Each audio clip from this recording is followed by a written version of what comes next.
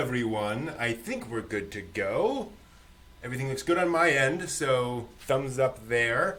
Welcome to The Weekly Dig, where we talk about anime old and new. If you haven't seen the show before, these are my wondrous co-hosts, John. Konbanwa mina. And Steve. Hello. Hola, ¿qué tal? And as you can see from the big red box up there, we're talking about Serial Experiments Laine, episodes 11 and 12, near the end. Thank God. Oh, yeah. It's beautiful, but a painful beauty. Mm-hmm. It's a slog. It's an enjoyable slog, but it's a slog. Wow. There's a lot going on. Yeah. Mm-hmm. Just a little bit. Yep. So, episode 11 has my favorite episode title of all time, in pornography. Which, boy, if that doesn't describe half the internet, what does? And it opens with this very interesting image because it doesn't have the same. All the others have had just this blue text background, and here they're actually layering on all the different episode titles in there, which makes one wonder what's coming up. And turns out we get, after some images of Laine, we get an AMV. Basically. Yes, we do. Which was like, I was expecting Jimi Hendrix along the Watchtower, and I'm just like, wow, dude, I'm going places with this show now. Woo-hoo-hoo. Yeah. Visually very interesting. Very. It was, at least as far as I could tell, when I wasn't having like a psychotropic problem. It looked like it was a recap. Yeah, that's like the thing. Recaps the whole show. Right. Yeah. And, wow. And that was the thing. When I was watching, it's like, okay, it's a clip show, basically, right? They're doing the classic thing that mecha shows do, where partway through we're gonna recap the show. But then I've forgotten, as we go through all of this, we then see Laine going home with Chisa. Yeah. Which I'm pretty sure we had never seen before. Mm-mm. So they're layering in new imagery and new elements into it, so you gotta watch out. Yeah. I thought it was pretty I clever. like the sepia tone they used with that to give it the air of nostalgia, or of that it occurred some time ago. It's like it didn't really occur that long ago, but I get where you're going with this. Feels like a long time ago. Oh yes, we've been through so much. We definitely have been. So when it started, and it took me by surprise that it's not a short. No, it goes on. Montage. It goes on for a long time. So as it was going on, I realized that we're getting recaps with some other stuff being slipped in there. I'm watching this, and I'm like going, "Oh, great! I get to relive that again, and that again. Oh God, why did I have to remember that? Thank you for bringing that one up, and thank you for that." And going through all that, and I was just like going. But by the end of it, it was like going, okay, so half the episode was over, and just about, or a third. And I was just kind of like, wow, if I had been watching Laine, it was almost as if this was done on purpose. Like you were watching Laine, and the creators were just like going, we are abusing the psyches of our viewers so badly that they're going to probably at some point just go, walk away. And then they're going to come back and they're going to be lost because honestly, you would be lost if you walked away. You didn't have anything that had you back in. And I just liked how the clips that they chose really did jog, unfortunately, in some cases, jog your memory into going, oh yeah, that happened. Oh yeah, that happened. And so you can catch yourself back up. And then for those of us who are going through this on a weekly basis, it's just more just like, please take that 2x4, hit me again. I like it. Thank you, sir. I have it, brother. Well, imagine, this aired every week at like 1 o'clock in the morning. Imagine stumbling on this episode on TV. What am I watching? Oh yeah, that would be okay. I've never seen it before. Oh, Laine, what's this thing, Laine? Okay, let's watch this. Oh my God, episode 11. Oh boy. Yeah, it definitely throws you in. We get a lot. It actually surprised me, and I hadn't noticed this until this walkthrough again. Is that we see the delivery guy? Out doing delivery, and again, I don't know if we'd seen this shot before of him just sort of staring up.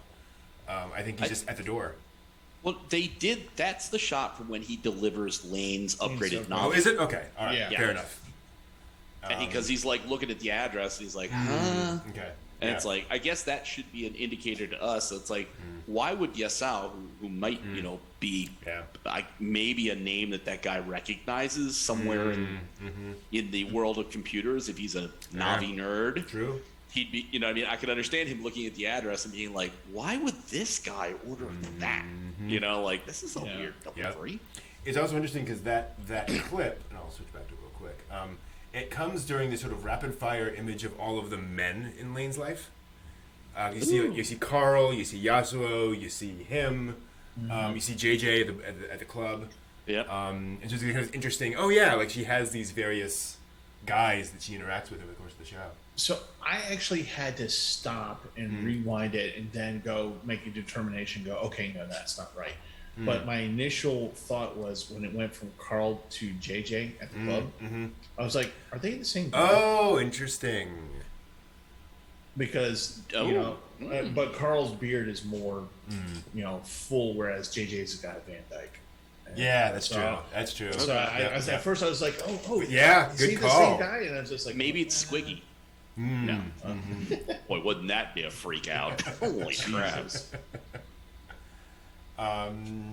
Yeah, so we get all this stuff going through the show, as you say, reminding us kind of what's going on, and then we sort of transition, as you were saying, out of that, and it really becomes all about Alice. Excessively so. Yeah, but it's interesting how like it really is. Alice becomes kind of that theme all the way through the show. We've seen all these various stuff, but Alice has been, the rock of Laine's life all the way through this.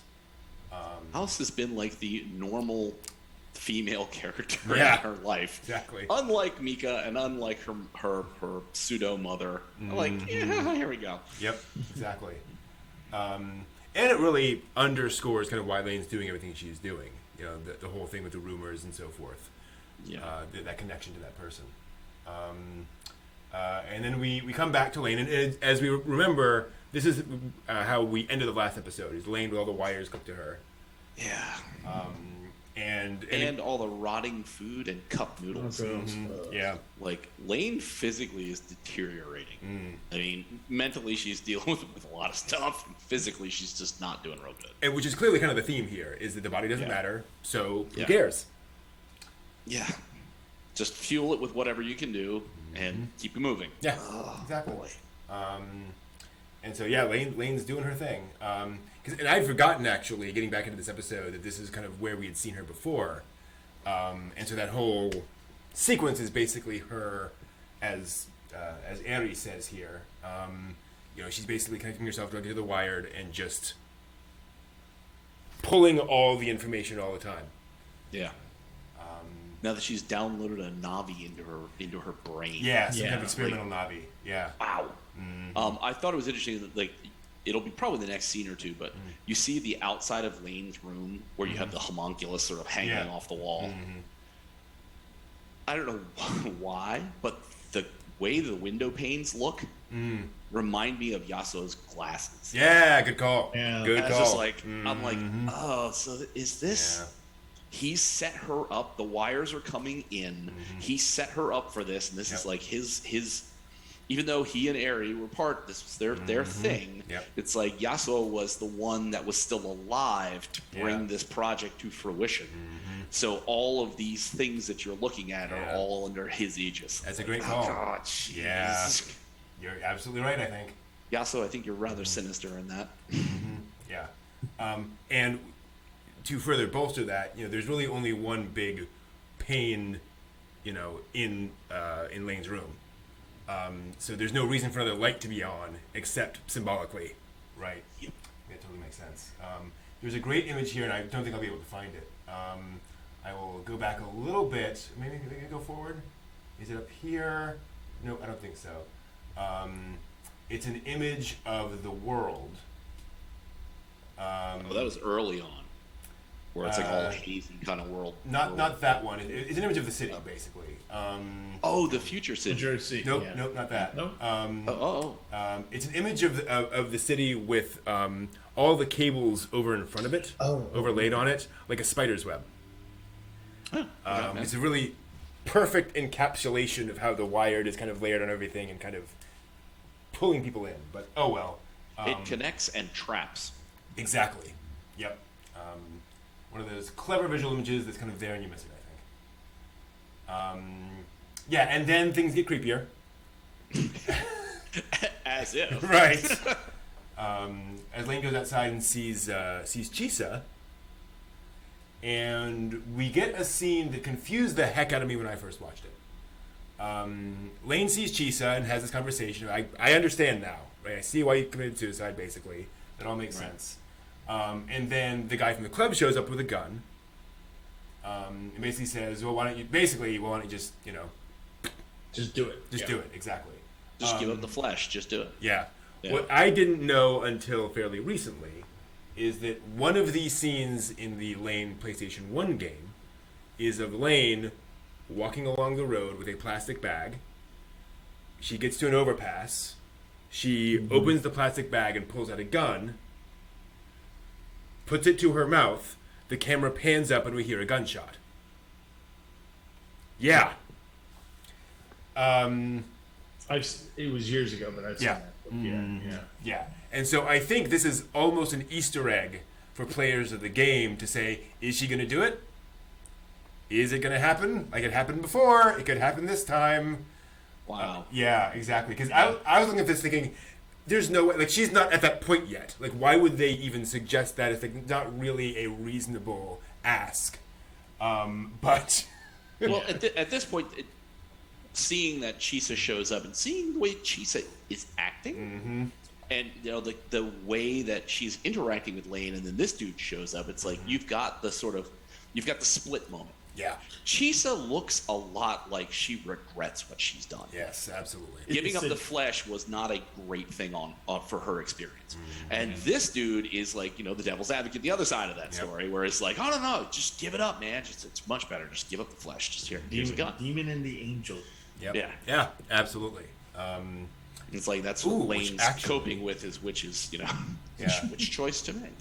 Which is funny because did we get Taro just before this? That's an interesting question. No, he did not. He comes later on. But yeah, I think you're absolutely right. And you could even argue that Laine, because, let's be honest, Laine's out in the street wearing a shift.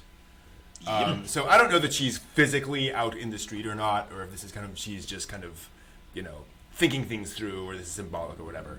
But I think you totally see it as Laine thinking through her alternatives, of saying there's the Chisa side of things, and there's the crazy guy in the club side of things. Right. Which is right. So we have this question as she is thinking through the implications, and then we get this shot of the spires. Yeah. So I took to be the future city. It's like this is what will look like if you take the Wire to its logical extension. I think that totally works. I thought it might be basically a symbol of the towers are basically the Wired. There are nodes on the wired, where the lumps are basically the lumps of flesh of humanity. Humanity just kind of spread out everywhere, with the Wired over top of it, spread out, sending all the information back and forth. I also like the Future City idea. I think that also totally connects as well. It's Tron. It's yeah. It actually, I think it actually does have a very Tron-like feel. The lights going back and forth. And then back to the real world with Alice and her iMac.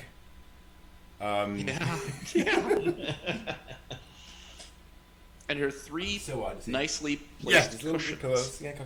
which would be presumably for Juri and for Reika. Yep. But there's no fourth pillow. No, there's not. Right, because things have been strange. Yes. And they will get strange. Because guess who shows up but the red and green striped, sweatshirted alien Laine. Who also is Laine. This is one of the powers of animation, I think, because the juxtaposition of those two things, like, there's nothing from a drawing perspective that makes that hard to draw, so you just draw Laine's head on this alien's body. But we see it, we're like, no, shouldn't be. Yeah. Well, I just love the build-up where they show the sweater, and you're just like, wait, Alice is going to see this thing now? Oh, Yeah. Jesus, what the hell? And then it's Lane's face and the gray hand and the gray foot, and you're just like, oh, my head hurts. And then, but for me, when I was watching it, and I don't know if this was intentional or it was just a mistaken perspective, but it seemed like at one point Lane's head was bigger than it should have been for the body. Yeah. Mm-hmm. And I don't know if that's on purpose or not, but it felt like it was on purpose. Mm-hmm. Yeah. Like, just showing just how odd all this is. Yeah. And that she's using the alien. It's an interesting choice instead of using her complete self to come to Alice and say, hey, this is what I did. You're getting it wrong. Yeah. I'm actually trying to make good because you're my friend. Fixing it. But you show up with this like hybrid alien body in an ugly green sweater and your big ass head on it. And I don't know how you would expect a rational conversation to happen. Exactly. And I suspect if we're being sort of, rational and logic about how, the way all this might work, is that Laine can now physically move around in the physical world. But she hasn't quite got the knack of it yet. And so a little bit like in The Wired, some folks can only be an eye or an ear. She can do the head, but she can't do the entire body. So she's taking this sort of mass hallucination of the alien and kind of using that as the halfway thing. She's using it as the conduit to get in to speak with Alice. But exactly. Jeez, what a conduit! Yeah, exactly. Really? It couldn't have been Elvis's ghost, right? Come on. Although, granted, if we take the alien as metaphor for, alienation, literally being disconnected, like it does fit. So, Yeah. That, and I like the way that when she starts to emerge from shadow, she has a rather sinister look on her face. Yes. Where you're just kind of like, and then when her face is fully revealed, like that shot. Yeah. It looks really menacing. And then when she fully reveals her face, she has a really pensive look, very, very sort of quiet and small look. Yeah. And it's like, oh, okay, interesting. It's fascinating because they're really playing with the fact that what Laine is doing is weird. And you should be weirded out by it, but she has the best of intentions. Yeah. And because nothing else that happened before this was weird. Right, exactly. Everything up to this point has been totally normal. Yeah. Basically, boring almost. Yeah. Totally. And Laine, Alice has her bit of a freak out. And then we do get the discovery, which I actually this happened beforehand. When Jury finishes the call and says, all these lies, and she goes, but they're not lies.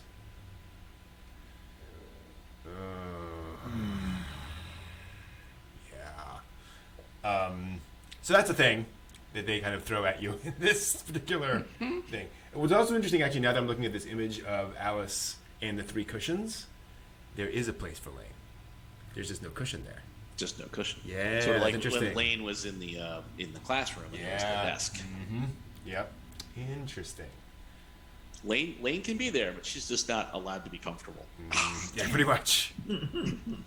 She makes everyone uncomfortable right now, so it's fitting. Totally. And actually, to that point, our next scene is Alice going to school and finding out that no one remembers. And then Laine shows up, and boy, is Alice creeped out by Laine. Yep. In fact, you even see, and I'll see if I can find a place to pause it. You get Alice. You get a shot of these like knocking knees, and somebody clenching their school case, and I wasn't sure what it was Yeah, I'm not gonna be able to find it. But it's Alice who is afraid, because Laine has her thing on her back. Alice is the one clenching her thing, and so her kaban. So Alice is now scared of Laine and what Laine has done. And to your point, Laine's expression is not creepy. She's just like, I did this thing. Okay? Are we okay now? Yeah, I made everything correct. I made everything right. It's all good, right? Nobody remembers anything except for you and me. Isn't that wonderful? Yeah. You can live with the knowledge that I can do crazy crap that should scare the hell out of you. Yep. Hey, we're all good. Cool. Don't make me send you to the cornfield. You're right. Oh, yeah. And that's where we are. And this is about the point where, if you were Alice, you kind of have to wonder, is Truck-kun available? Right. But what would happen if Truck-kun hit Laine? That would no. I was thinking that would remove the physical aspect of Laine, but it would not stop Laine. Like, oh no. No, I was thinking more for herself. Just Yeah. For to run Alice. Yeah, you're right. Yeah. Alice checking out. Yep. See ya. Yep. I think you could get a really cool play that. apocalyptic scene if you had that. Where Laine's like, hey, Alice, I fixed everything. It's all good. There's no problem. Yeah. Like, and then she'd have to remake reality. Yeah. Like, oh, exactly. wow. I am Mm-hmm. Just wait. But, great. Great babe. So we go from that to the next episode, Landscape. Where by this point, by the way, the audio that we hear is completely distorted all to pieces. We basically can't hear any of what's going on in the world at this point. But the buzzing is just as loud. Yeah. We also missed the part about when Aries talking to Laine and she asks whether she's a machine or not. Oh, right. And he goes to that part where he says that she's a piece of software, an executable program with a body. Yep. Like, that's a... That's a machine. I would have thought that was hardware. Well, I think his point is that she is software regardless of her hardware. She could put that software body anywhere. that she has. Okay, Yeah. At least that's what I assume. And it kind of goes back to that idea of Eri is the software guy, Yasuo is the hardware guy. Right. And so, whatever, hardware, doesn't really matter. Yeah. As we'll we see. can run this on a PS4. We can run this on a trash 80. Yeah, we can run this on anything. Pretty much. And then we get that little clip of Tachibana has mapped the entire human genome. Human genome. Yeah. And I'm like going, there we go. There we go. Yeah, exactly. They've plugged the entire human genome into... Well, never mind. What? Sorry? Let's all love Laine. Yes! Love Laine. Let's Love Laine. Love Laine. Wow. Lover's Lane? No, that's a different thing. So we get various stuff here of Alice creeped out in class, with Laine now interacting and happy. I wonder if this isn't also something Laine did. That when Laine changed everything, she also changed reality to make everyone a little more accepting of her. There's a solid chance. Because suddenly now Laine is, chatting away and not having a problem with that. Well, it harkens back to that time when Laine's like, I'm me, and the other Laine steps out and then goes and is laughing with Alice and Juri and Rika, and they're all having fun. It's like, it harkens back to that where it's now like Juri and Rika are like, hey, this is great, how fun, we're all together. Like, oh, this is so unnatural. Yeah. And again, in fairness, we had seen the two of them warm to Laine over time, but certainly not to this level. Yeah. I also like the fact that Alice looks at Laine, Alice gets a text. She looks down, she reads the entire text, looks up, and Laine is still looking at her. It's like, how did you send the O? Yeah. Well, there's a point in there they say that, like, interfaces are no longer necessary. And it's like, yep, Laine is beyond her like souped up Navi phone conglomeration. Now she just thinks it, and the thing is, Boom. yeah. Why do the kids get this?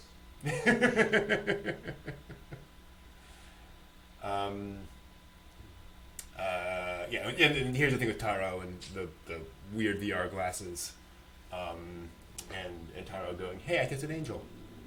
Yeah. Define angel. Mm-hmm. Which, by the way, now is when I get to flex. Uh-oh.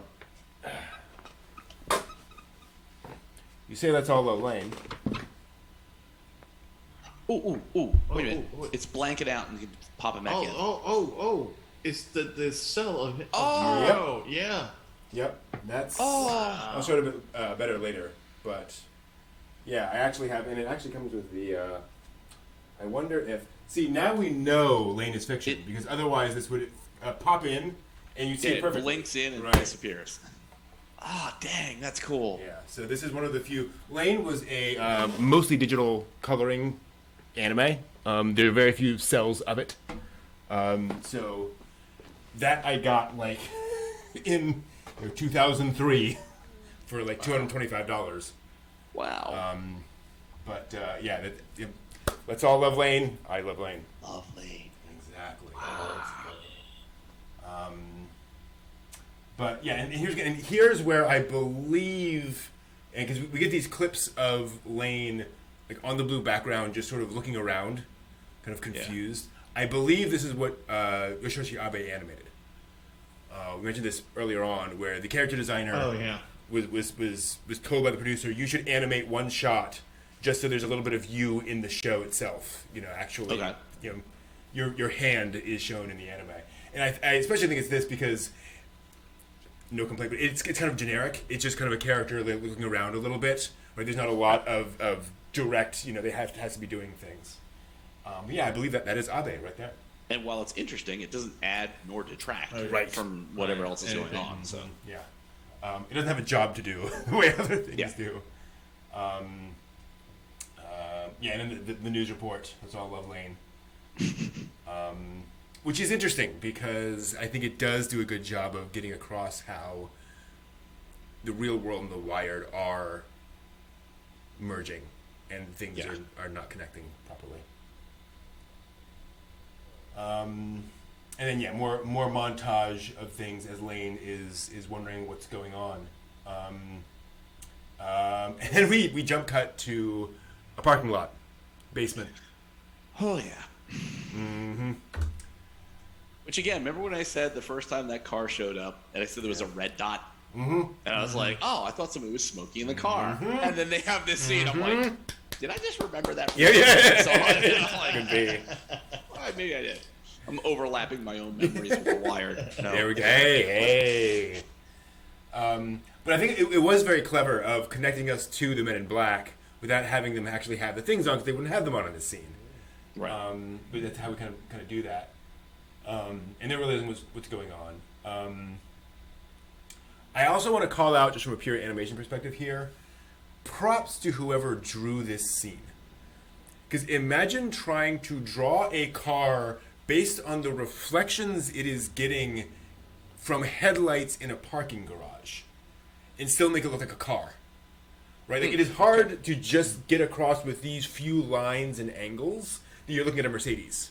And they do a surprisingly good job of getting that across with just a little bits of shine and so forth and so on. Especially on a show that doesn't have a huge amount of budget. And Mercedes was too cheap to pay. Right, exactly. It's one of those things where it's clearly a Mercedes. They have a triangle logo. Yeah. Slightly off. It's an homage to a Mercedes. Exactly, yes. And so we find out the creepy Tachibana Labs guy. Yep. Yay. Their client. Who totally sells them down the river. You now know. Oh yeah.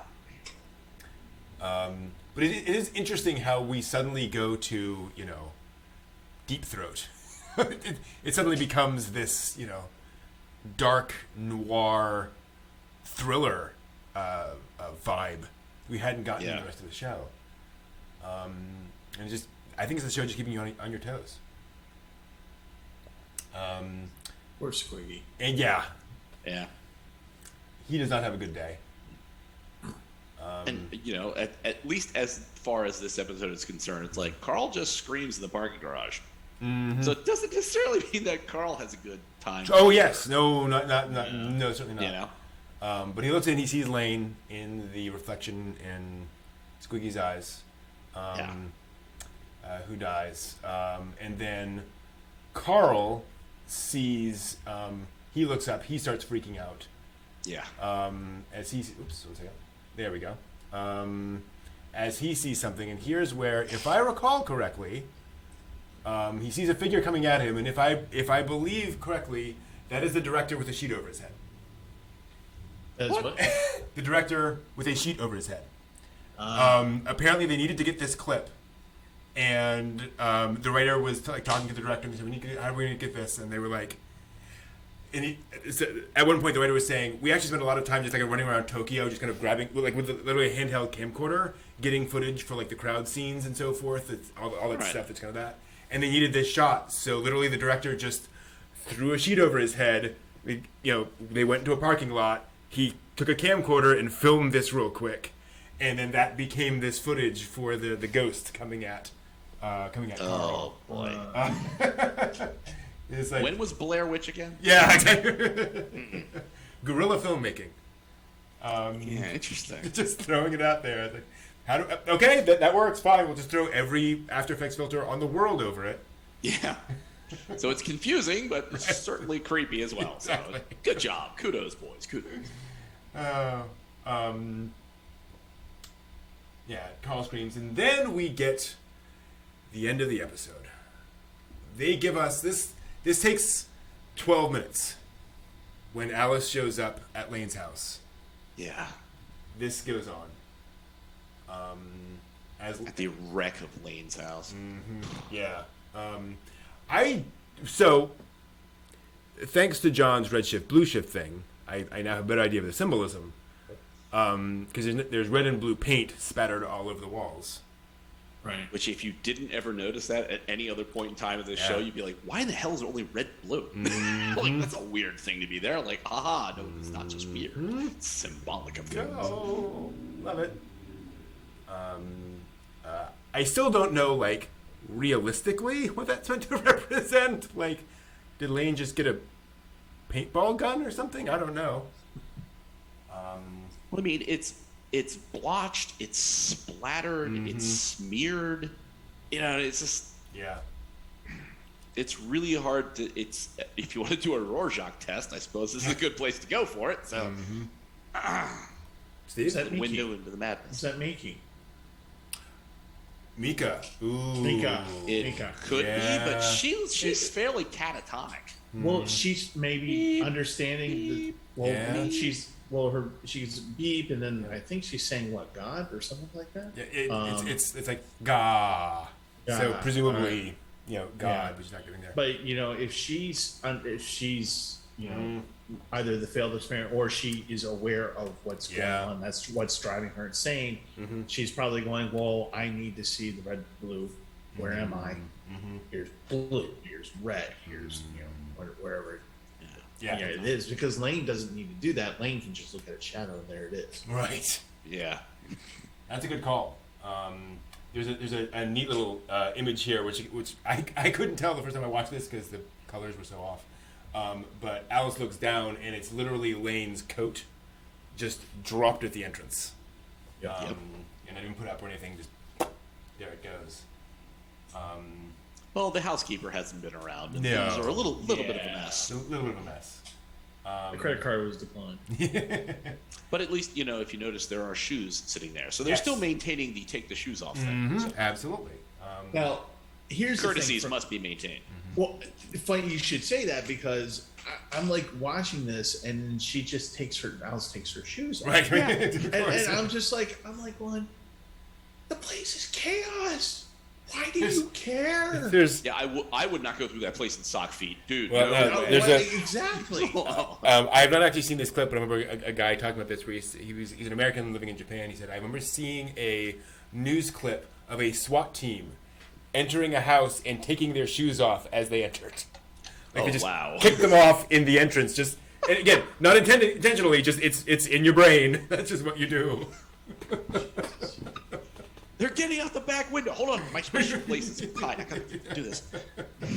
We mustn't desecrate the floor. Exactly. No, you'll be unclean. Blaine's place is unclean. It's Right. basically outside. Yeah, pretty much. And then we get the smoke. I'm kind Smoke or steam from the processor. That's where I wanted to go. What do you guys think the smoke steam mist is? I think it's literally she's like overclocked the hell out of her Navi. And all this stuff going on and all the liquid carbon that's escaping into this entire place. I think that's what it is. It's all the coolant mist and vapor. But Steve, thoughts?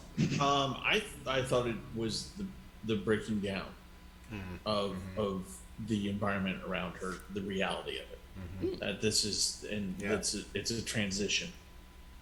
Yeah, I to like go that. go from one to the other. That the physical transition, because she's been able just to do it, and now as we come to discover what her whole purpose is. This is part of that purpose. This is like maybe the beginnings of that. Yeah. Of breaking it down, the barrier. The melding of the two worlds. Yeah. We've also seen mist and death. Yeah. You know, whenever somebody's died, it's been very misty. So you could also go there. And I think, by the way, all of these three are like accurate. I think these all fit what's going on here. They all work. And like you say, we see Mika. Mika's apparently around. Which by this point in time, shouldn't Mika have probably starved to death?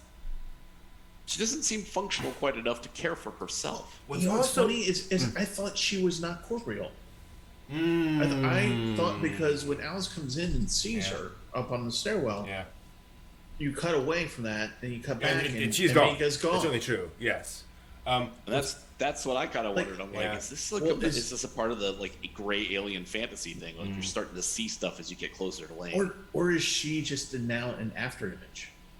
Right, that's possible. What's also interesting is that she's wearing like this red blouse with like a white tie, like a white bow tie. I'm just seeing this now. Almost like it's a uniform for something.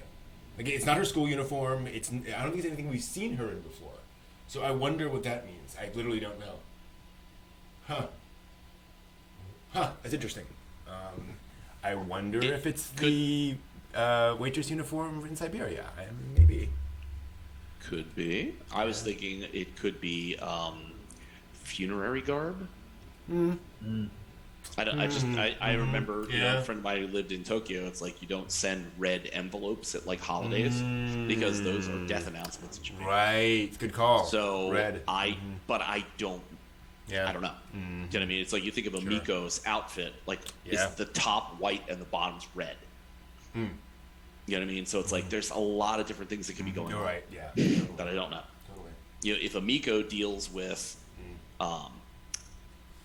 the spirit world, her wearing a red top with a white tie could be reminiscent of a Miko's outfit, and Mika is in the spirit world wired already. Yeah, and we're not actually seeing her. We're seeing like Steve, like the after image. Who the heck? I think that fits really well. I love that.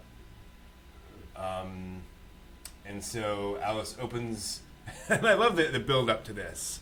It is so creepy, and then Alice opens the door to Laine's room, and you're like, oh, Laine's room, and she's still horrified. And you're like, oh yeah, it's horrifying, right? Yes. Yes.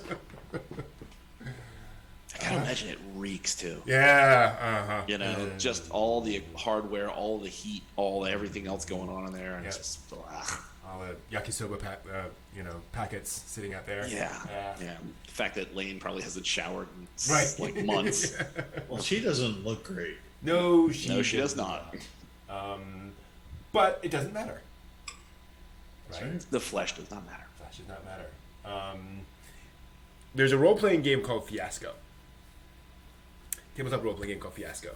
And it's a game where you play single sessions that are meant to be like a Coen Brothers film, right? Like your characters your strong characters in a pressure cooker scenario, and everything's gonna go wrong. And in that game, they refer to a thing they identify called the tilt. And the tilt is where everything has built up to a point, and then everything kind of spills over from that point, right? Somebody's been lying. They're finally found out, and now you're dealing with all the consequences of this.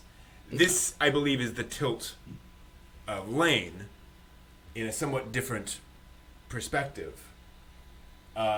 Because this show has been building up this idea of the Wired being this new separate phase of reality, and the body is kind of superfluous. And we'll get back to Alice here in a second. But Alice just goes, nope, you're wrong. Yeah. And convinces Laine through just this, touching her, having her touch her in a, let's be honest, slightly Yuri scene. Intimate. The first time I watched it, I thought Laine was going to kiss her. Right? Yeah. Taro kissed Laine. I was like, oh. Mm-hmm. Yeah. Strawberry Panic gone horribly. Laine, before you kiss me, can you brush your teeth? Just a little deodorant. Here. Exactly. Use a wet wipe. But we finally have like an actual conversation between these two. And I believe it's like the first like real conversation they've had. Laine hasn't really been forthcoming up to this point, and just too shy really to really talk to Alice. Yeah. And then Laine's been going off and rewriting reality, and Alice hasn't been really able to do that. So you have this heart-to-heart where Alice points out, to your point, Steve, how horrific it is to live in a world where everyone else thinks the past is different, but you know different. And how horrified she feels, and Laine's like, "Oh no! That's not that's not what I meant to do." Like, and it's interesting, unspoken, how Laine wouldn't change Alice because she cares so much about Alice. Yeah, she loves Alice. She loves Alice, and so she wants to preserve that, which implies she knows that rewriting memories is not a wholly positive act. Right. But she did it because she needed to fix things, and she's 14 years old. Yeah. Can you imagine? She probably could have used that to dial Yaso in a little bit, Yeah. Get her family back together. Much less airy. Yeah. A little less creepy, airy, please. Yeah. You're gonna say, Steve? No, I was just gonna say, why give 14-year-old people omniscient powers and just go and expect them to do the right thing? Because I was 14 once, and I remember what that was right and what that was like, and I was wrong 98% of the time. So and if I had godlike powers, boy, would we all be Well, and it's exactly what you were saying before, John, about wishing into the cornfield. It does explain a lot about her family's, attitudes and behaviors. If they're spending this entire time thinking, Laine might just kill us all. If this goes wrong, negate our existence. Yeah, exactly. And we hope it won't happen, but boy, not a fun experience. This is like one of those moments you see Yaso with a baseball bat sneaking up behind him. Exactly. I'm gonna put an end to this. Yeah. Oh no. And she turns around, cornfield. No. Yeah, exactly. It's also interesting to that point of the slight Uranus of this, and I'm not sure if I mentioned this before. One of the things I appreciate about this show is that they never unnecessarily sexualize their characters. You don't see them in bathing suits. You don't see these girls in revealing outfits, except when they're clubbing, and even there, it's standard sort of clubbing outfits. Yeah. There was no beach episode here. Exactly. Yeah. Oh God, a Laine beach episode. Someone needs to draw that. We need that totally. Where they don't just try on different outfits. Laine just Four makes words. them be in different outfits. 4 words. 4 words. Eri in a Speedo. No. No. There's a I need the floss. there's an anime series called Super Robot Wars OG the Inspector, And Super Robot Wars, it's terrible title. Super Robot Wars is a video game mashup of different mecha shows. So, Escaflowne fights Gundam, fights Macross, all that kind of good stuff. With some original characters so they can kind of pull them all together. The Super Robot Wars OG The Inspector is a 26-episode anime series with just original characters. So they don't have to license all the other franchises. They can still tell a story that's very much like every every mecha cliche all thrown together all in one show. Great fun. And they have a beach episode. The character designer they got for that was Masami Obari, who is well known for drawing girls he loves the guy in Axe Bounce, I'll put it that way. Okay. So his girls tend to be well endowed.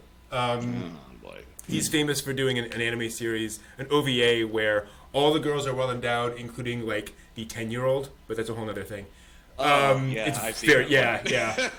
And again, it's meant to be. It's a parody, but so there's a beach episode of that, and we're getting way off topic. But beach episode of Super Robot Wars, and all the girls wear bikinis, and all the guys wear speedos. And they're all teenagers, young adults. It's all a similar age things, but it was hilarious watching this when it came out, and all of the male fans going, "How dare they sexualize those boys?" Like, Yeah, nothing about the women. just saying. Anyway, but yeah, I can't unsee. I apologize. That may be worse than what's about to come next in the episode. Well, I was gonna say Ari would be the one to do it. Though. He would, yes. Yeah. His like rock star look. It's like hell yeah. That'd be him. Like, oh boy. Speaking of, who should show up to talk to Laine a little bit and explain that Laine has a bug, and which of course freaks out Alice. And here's where we get some great writing. Boy, I love this sequence because Alice is obviously freaking out. Yeah, who are you talking to, Laine? Right, exactly. Like, uh-oh. Yep, and then she can see the hand, but not the body. Yeah. Which would freak me out hard. Exactly. Like, how is that hand there? Because the thing is, if you remember, up until this point, Alice has seen. I'm trying to think. She's seen Laine in the sky, presumably. The Laine in the clouds. Right, exactly. She's seen obviously Alien Laine. Yep. AKA. She saw Laine appear out of nowhere on her bed in her right. room. Mm-hmm. And then she's seen the house and so forth, but all of that is potentially like hallucination, mistake, whatever. Like it's something you can kind of explain away later on. It's like, okay, I must have been confused or whatever. This is like right in front of you. You see a supernatural event. See, about this time, I would have been looking at the window, the glass window, and going, my arm should do the trick. Exactly. Is there any way out of this? Mm-hmm. Well, I find it fascinating that Ari just keeps trying. Yes. Yeah. It's like Laine, as we've seen in episodes prior, Laine like blows him back with the force of herself. And here he just comes back again, and it's like every opportunity he gets to be like, oh yeah, come on, it's okay. Yep. I'm God. I'm his God, and hubris. just follow along. It's his hubris. Yeah, and this is where Laine calls him on that, where she finally puts two and two together and realizes, wait, why do you care so much? And then, that wonderful, wonderful twist of basically, wait a minute, if there is a God, then who created you, basically? Where did all your stuff come from? And he's like, wait, no, you're wrong. Are you saying there's a real God? Kinda. Which I thought was. It's been through the whole series. This has been that one crescendo moment where it's like, thank you, Laine. You're calling him to the carpet right here in like a completely coherent, cogent discussion. Yes, it's like not exactly. kind of steps, not kind of I don't know, not kind of I'm unsure. No, like if you're here, how did you get here? Like, go girl, go. Yes, which is then capped off by the fact that he then starts to apparate, and she goes, "So who was saying that you don't need a body?" Yeah. Yeah. Your bodies But don't you matter. notice But if you it- really care about them. Well, what's interesting is that he talks about how you don't need a body, and then she calls him out on being a god. Then he decides to prove to her that no, I am a god, and I am your god, and you better worship me. So what does he do? He tries to create a body for himself, and it gets all Tetsuo, Yes. and it's just this gets Cronenberg body horror Very much. thing Yes. going. And Well, that's all the Laine- yakitori and like cutlets and stuff that Yeah. Laine didn't eat, just forming. Like, oh, nice. And then Laine is and then they're sweat up, and Lane's like, gotcha, see ya. And I'm like going, yeah, this is like a tentacle thing, and we all know where this is going. Right. And Hope you have a plan. right. And I believe that there is also kind of that implication here. Not obviously the show would go in that direction, but that Right. we have seen these sorts of monsters before. We know it's bad news. Right. Meanwhile, to that point, Alice is not having the best day of her life. The fact that she's keeping her sanity in check is kind of impressive. Exactly. And this is something that I did not realize first time around either, is that when a bunch of stuff starts kind of flying out of the room into Arian. I thought he was basically continuing to create himself but failing, and trying to pull all these things into him. No, that is Laine throwing Laine. things at him. Yeah. Yeah. Well, that's the way it comes out nicely about not needing the body. Yeah. Because that when he starts to apparate as, again, like Steve said, a Cronenberg experiment, that's where Laine pivots from that, like, oh, you don't need this? Okay. And she's like, now she kills him by crushing his body to Yes. death. Like, oh, wait. With the devices she no longer needs. Right. Yeah. I mean, she no longer needs any of the technology because she can interface directly. So just smash him down with it, and try to protect Alice, and her fragile sanity. Yeah. And it's interesting because there's obviously symbolism there of mankind crushed under technology, because that is kind of what the whole show is warning us about, or concerned about, I should say. But I'm trying to remember if where we get. We know Eri is already the ghost in the machine, There we go. or the ghost in the shell. If you Hey, there we go. Trying to see if we get a clip. There's him getting nice and smooshed.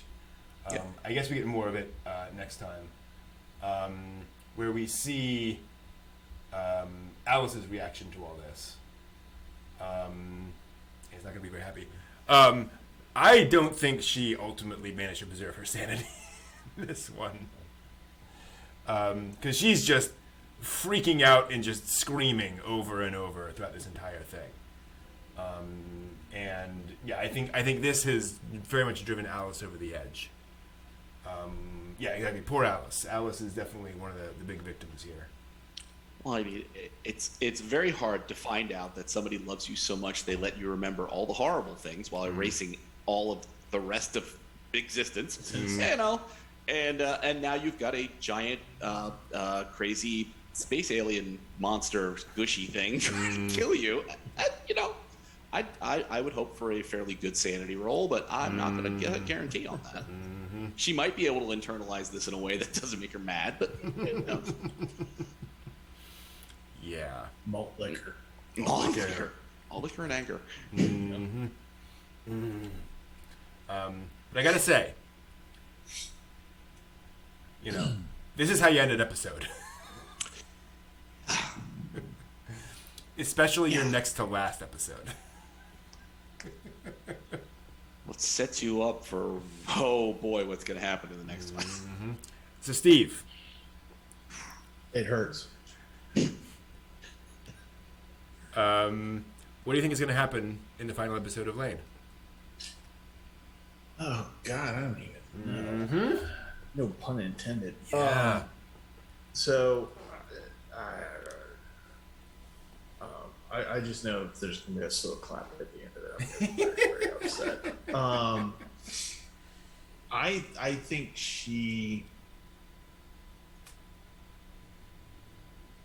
I think that she is going to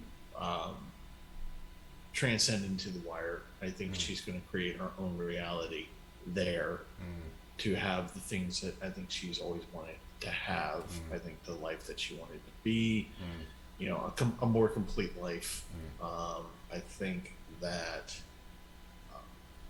something's going to happen to Alice that's going to make her just, whether it's good or bad, like if Alice recovers or not, you know, whether she lives or not, it's going to drive Laine to go to this brink. And I think we'll see an episode where everything either comes to the precipice and Laine backs off, or Laine goes, we're all jumping into this river together, and takes it all with her. I think it's an all or nothing ending episode. I don't think it's going to be like an Akira episode where you're, you know, left with I am Tetsuo, and you're what are the implications of that? I think you're going to know not what the series necessarily means wrapped up in a nice, neat little bow. Right. But I think as far as the character Laine goes, I think you will see the end of Laine. I hear that. So would you be disappointed if it became a musical and there's just a lot of song and dance numbers? Would that disappoint you, Steve? I don't want you to be shocked if that happens. I'm not spoiling it for you. Can there be penguins? Because that would make me happy. There are no penguins, but Aerie does show up in a penguin speedo. No, God. So, but he is dancing, Right. and it's amazing. But I'm not spoiling this for you. Right. All right. So it turns into cabaret. Great. Exactly. Yeah. Oh, that'd be fantastic. No, actually, episode 13 is where the mecha shows up. From the space. we're in space. Right. All along. Big O, big O, big O, big O. No, no, no, no, no. That's 28. What? We've already had our giant mechanical thing as a Cronenberg monster, so I think we're good there. Yeah. So John, what are your thoughts at this point in Laine? Obviously, knowing you've seen it before, but having coming back to it. It just keeps on giving the more you watch it. It's insane. It's stuff you don't want. You guys know I've watched a handful of series a few times because they're just stupid simple. I know where the plot goes. I know what happens. There's nothing that is revealed suddenly in Dog Days that I'm like, oh, what? It's amazing. Or Sekirei. Or Seitogai Yakuindo. There's nothing new revealed in it. It's just it's funny. I enjoy it. Watching Laine again, it's just like there's so much more I'm getting in the second slice here. So it's like I can't wait to rewatch the final episode again to be like, okay, now I know a lot more of what's going on. I've seen a lot more of what's happening here. How is this gonna look? You know, how am I gonna experience this now from the perspective that we've discussed all of this? I'm not just watching it by myself. So yeah, I'm excited and a little apprehensive as to see what my interpretation will be. Yeah. Yeah. I totally hear that. Yeah, coming back to it now after so long, it's been a lot of fun to kind of to remind myself of things. It's fun coming back to something that is this familiar, but you've been away from long enough that you don't remember all the exact details. Because there's a lot to it, and I just appreciate so much a show that is sufficiently open-ended to give you those interpretations, while still, Steve, as you were saying, you definitely get that sense that at the end you will have an ending. They're not just going to go off in some random direction. They're clearly going somewhere with this. Stay tuned for season 2. Oh, no. I'm just surprised. Another 13 episodes. Get through. Oh. I'm just surprised that I did not see this in the when it came out, because this is actually, for all my grousing, this is actually up my alley. This kind of thing. These are the kind of things that I watch and enjoy, and just like enjoying those mind turns and having to think about all that stuff. But I'm now gonna have to somehow do a mental floss with this whole Speedo thing. I'm gonna have to check Pixiv and see if there's any. No, we don't have to check. I was just about to say I can't wait for next week where Steve will have a big wall scroll with Ari and a penguin speedo behind him with his lab jacket all splayed out, his hair. Just gonna all say, wild. any artist in the community, like I'll pay for this. I will pay for this piece of art. Oh wow! I'm honestly. Better throw a caveat on there: a satisfaction payment. True. We're Yes. satisfied with the art. Not like, here's a figure is crayon different, drawing right. of like a stick figure, pay me for it. No, satisfaction, if it's to your satisfaction. I'll pay for it. I didn't say how much. Okay, that's another legitimate aspect to put in there. That's worth 25 cents. Right. There you go. PayPal is an amazing thing. So 20,000 Mora. Rudy would take it. Rudy would take it right now. Exactly. Oh boy. So that is Laine 11 and 12. One more episode to go. We'll talk about that next week. The final episode for the final countdown of Laine as we Labor Day weekend. Labor Day weekend. Yep. So that there will be the giant reveal, and then we can all decompress. Exactly. Yes. I have a feeling that at the end of our discussion, there will be a tumbler of whiskey sitting right here, just waiting for the end. That's good. Thank you. Serial experiments grain. Alcohol. That's right. I was thinking try the new drink I'm going to invent, which is called a Canadian Snow Whisker. Oh. Okay. Which you take a little Canadian, the wild turkey Canadian bourbon, and throw that in with a little bit of maple syrup, and a dollop of vanilla ice cream.